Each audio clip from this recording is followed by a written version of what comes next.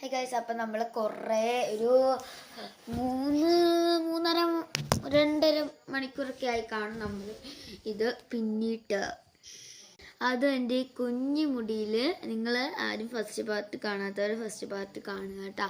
നമുക്കിത് അഴിച്ചിട്ട് എങ്ങനെയാണ് നമ്മുടെ മുടീൻ്റെ കോലം എന്ന് കാണാം.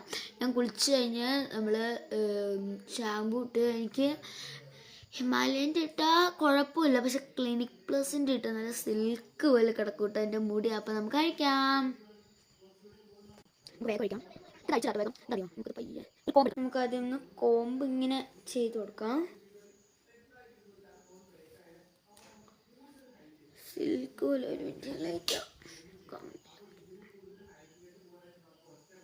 കണ്ടോ, സിൽക്ക് ഒരു വളവ് പോലെയായി.